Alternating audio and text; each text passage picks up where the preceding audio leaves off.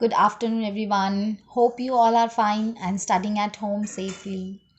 हम chapter number 11 कर रहे हैं, that means perimeter and area, जिसमें हमने अभी तक area and perimeter find out किया, पैरेललोग्राम का, रेक्टेंगल का एंड स्क्वायर का. ठीक है. एंड उसके बाद हमने सर्कल स्टार्ट किया. सर्कल का हमने एरिया एंड अगेन सरकमफेरेंस, जो पेरीमीटर वर्ड हम यूज़ करते हैं बाकी शेप्स के लिए, सर्कल के लिए हम वही टर्म थोड़ा सा चेंज करके बोलते हैं, सरकमफेरेंस बोलते हैं. ठीक है. मीनिंग सेम होता है, बाउंड्री कितनी लंबी है. ठीक है. अब सपोज करो हमें सर्कल का radius, which is the basic dimension of circle shape. Circle shape की सबसे बेसिक डायमेंशन होती है रेडियस. जिस तरीके से रेक्टेंगल की basic dimensions length and breadth होती है, स्क्वायर की साइड होती है, इसी तरीके से सर्कल का रेडियस होता है. ठीक है. अगर हमें रेडियस है तो हम सर्कल की बहुत सारी इंफॉर्मेशंस फाइंड आउट कर सकते हैं, लेकिन हमें वो ही गिवन नहीं है. हमें सरकमफेरेंस गिवन है या हमें सर्कल का एरिया गिवन है. उसके बेसिस पे हम कैसे रेडियस फाइंड आउट कर सकते हैं. ठीक है. It will just like this simple equation जैसा हमने सॉल्व किया था. इक्वेशंस हम सॉल्व करते हैं, ट्रांसपोज करते हैं जब हम वेरिएबल को फाइंड आउट करने की कोशिश करते हैं. बिल्कुल वही मेथड हम यूज़ करेंगे रेडियस फाइंड आउट करने के लिए, अगर मुझे सरकमफेरेंस गिवन है तो. उसके बाद जब हमारे पास सर्कल की बेसिक डायमेंशन रेडियस आ जाएगी, radius is the centre thing, हम कहीं पे भी हों सबसे पहले हमें रेडियस पे आना है. जैसे ही हम रेडियस पे आ जाएंगे, दैट मीन्स हमें रेडियस पता चल जाएगा सर्कल का. उसके बाद फिर हम सर्कल की बाकी की इंफॉर्मेशन भी बहुत इजीली फाइंड आउट कर सकते हैं.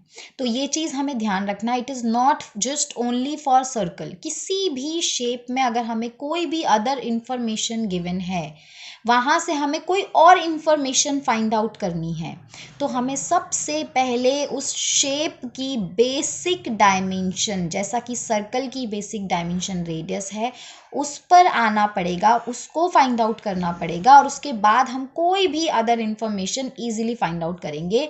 सो we will do only one question for that, जिसमें हमें रेडियस गिवन नहीं है, कुछ और इन्फॉर्मेशन गिवन है, सरकमफेरेंस गिवन है, और वहाँ से हम किस तरीके से रेडियस फाइंड आउट करते हैं, फिर हम एरिया भी फाइंड आउट करेंगे. तो ये चीज़ें आप समझोगे आज की क्लास में. एक क्वेश्चन हम करेंगे, उसके बाद आप एक्सरसाइज 11.3 के जो बचे हुए क्वेश्चंस हैं जिसमें सरकमफेरेंस एंड एरिया आपस में रिलेटेड है, वो क्वेश्चंस आप करोगे. So we will start now. Question है, if a ribbon of length 220 centimeter is to be bent into a circular band for a poster. एक पोस्टर के लिए एक रिबन है जिसकी लेंथ 220 सेंटीमीटर है, उसको एक सर्कुलर बैंड में हमें बेंड करना है. ठीक है. सर्कल बनाना है, मतलब एक सीधा सा रिबन, उसको सर्कल फॉर्म में कन्वर्ट करना है. तो फिर से वही सेम चीज़ जो हमने इससे पहले पेरीमीटर वाले हमने क्वेश्चंस में किया था, जब हमने स्क्वायर और रेक्टेंगल का किया था, कि एक वायर थी और उसको बेंड किया गया था, कभी रेक्टेंगल शेप में कभी स्क्वायर शेप में. अभी हमें उसको रिबन है और रिबन को सर्कल शेप में कन्वर्ट करना है. तो यहाँ पे हम कौन सा कॉन्सेप्ट लगाते हैं, क्योंकि जो रिबन है वो बेसिकली एक स्ट्रेट लाइन से सर्कल शेप में कन्वर्ट हो गया, सर्कल की बाउंड्री में कन्वर्ट हो चुका है. दैट मीन्स सर्कल का सरकमफेरेंस बन चुका है. तो वी कैन से कि okay, length of ribbon circle का सरकमफेरेंस के इक्वल हो जाएगा. आगे क्या बोला है, find the radius of this circular band. ये जो सर्कल अब बना दिया गया है रिबन से, उसका हमें रेडियस फाइंड आउट करना है. And also find area of this circle. Area है ARE नहीं लगाया है यहाँ पे. एरिया ऑफ दिस सर्कल, इसी सर्कल का हमें एरिया भी फाइंड आउट करना है. If the same ribbon is bent into the shape of a square, और अगर इसी रिबन को हम स्क्वायर शेप में कन्वर्ट कर दें, बेंड कर दें, then find each side of this square.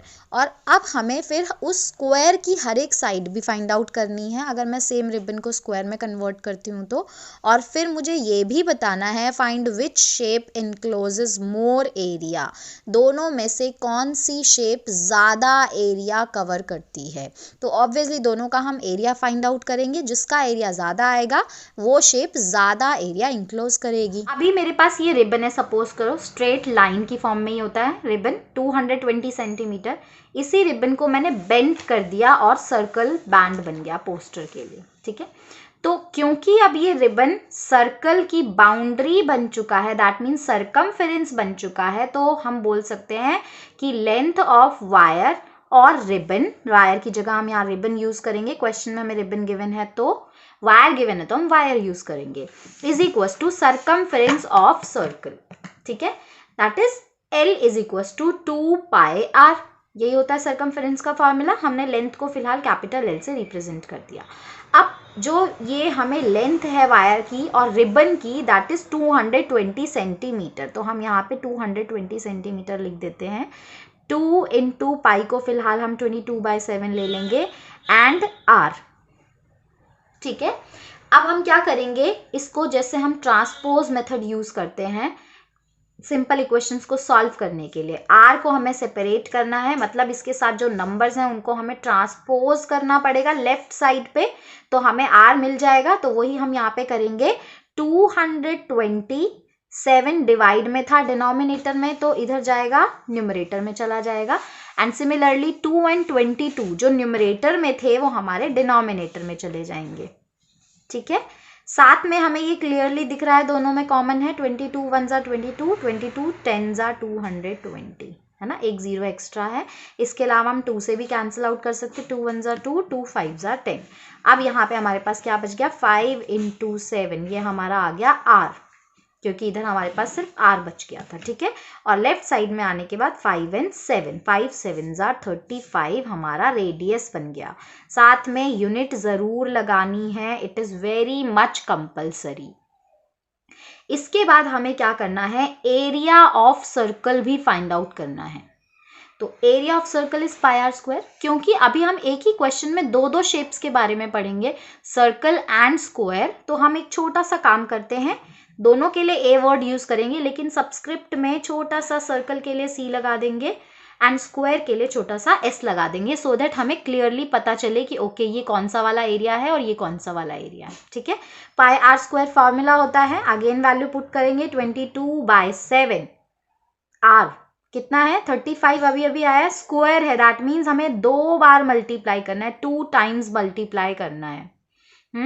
अब हम इसको डिवाइड करेंगे न्यूमरेटर एंड डिनोमिनेटर में, हमें फिर से कॉमन नजर आ रहा है, 7 1 ज़ा 7, 7 5 ज़ा 35, ठीक है। अब हम इसको मल्टीप्लाई करेंगे, 522 को पहले मल्टीप्लाई कर देते हैं हम, 110 इंटू 35। अभी हम इजीली कर सकते हैं, ये 0 तो हम लगा देंगे एज इट इज। दूसरी चीज 11 5 ज़ा 55, 5 कैरी हो जाएगा, 11 3 ज़ा 33 प्लस 5 38, साथ में centimetre square unit which is very much compulsory. तो ये आ गया एरिया ऑफ सर्कल। अब हमें बोला गया है कि अगर इसी वायर को हम स्क्वायर में बेंड कर देते, या इसी रिबन को, नॉट वायर, रिबन को हम स्क्वायर में अगर बेंड कर देते, तो स्क्वायर की हर एक साइड कितनी होती। फिर से वही सेम चीज है, जो ये रिबन की लेंथ है इस बार कन्वर्ट हो चुकी है किसमें, स्क्वायर के पेरीमीटर में। सर्कल के हम सर्कमफेरेंस यूज करते हैं वर्ड, और बाकी शेप्स के लिए पेरीमीटर वर्ड यूज करते हैं, तो ये पेरीमीटर बन चुकी है अभी। तो अगेन फिर से हम बोल सकते हैं same wire bent into square, इसका मतलब क्या हो गया कि length is equal to perimeter of square. फिर से एल हमें ऑलरेडी गिवन है 220 सेंटीमीटर, पेरीमीटर ऑफ स्क्वायर का फॉर्मूला क्या होता है, 4 इंटू ए। अभी फिर से हम सिंपल इक्वेशन की तरह सॉल्व करेंगे। ये जो 4 इंटू हो रहा है वेरिएबल के साथ, लेफ्ट साइड पे जाएगा, ट्रांसपोज होगा, मल्टीप्लाई है तो इधर जाके क्या हो जाएगा, डिवाइड हो जाएगा। तो ये हमारी साइड आ जाएगी, 4 1 ज़ा 4, 4 5 ज़ा 20, 4 5 ज़ा 20, दैट मीन्स ए साइड आ गई हमारी 55 सेंटीमीटर। अब हमें इस स्क्वायर का भी एरिया फाइंड आउट करना है, क्यों, क्योंकि हमें पूछा गया है कि सर्कल एंड स्क्वायर दोनों में से कौन सी शेप ज्यादा एरिया इंक्लोज करती है, ठीक है। तो उसके लिए हमें क्या करना पड़ेगा, इसका भी एरिया फाइंड आउट करना पड़ेगा, तभी हम दोनों एरिया को कंपेयर कर पाएंगे। सर्कल का एरिया आया हमारा 3850 सेंटीमीटर स्क्वायर। अब स्क्वायर का एरिया हम कैसे फाइंड आउट करेंगे, साइड इंटू साइड होता है, मैंने यहाँ लिख दिया एरिया, अगेन यहाँ पे भी ए शॉर्ट में एंड नीचे हम एस लिख देते हैं, स्क्वायर मीन्स ए स्क्वायर है, दैट मीन्स ए कितना आया साइड 55, तो 55 का स्क्वायर मीन्स 55 को 2 बार मल्टीप्लाई करना है, ठीक है। एंड हमने एक ट्रिक भी सीखी थी छोटी सी, अगर किसी भी 2 डिजिट नंबर के लास्ट में 5 होता है उसका स्क्वायर इज वेरी इजी। 5 का लिखेंगे 25 एंड ये जो इधर लेफ्ट वाला है टेंस वाला 5 होता है उसको एक बड़े नंबर दैट मीन्स 5 है तो उसको 6 से मल्टीप्लाई कर देंगे, 5 6 30, तो 3025 सेंटीमीटर स्क्वायर ये आ गया हमारा एरिया ऑफ स्क्वायर। अब अगर हम कंपेयर करें तो 3850 3025 कौन सा नंबर बड़ा है? ऑब्वियसली सर्कल का नंबर बड़ा है। That means circle encloses more area. यहाँ पे लिख सकते हैं A C, that means circle का area is greater than A S square का एरिया। हम चाहे तो यहाँ पे नंबर भी लिख सकते हैं 3850 centimetre square greater than 3025 centimetre square. तो therefore circle encloses more area।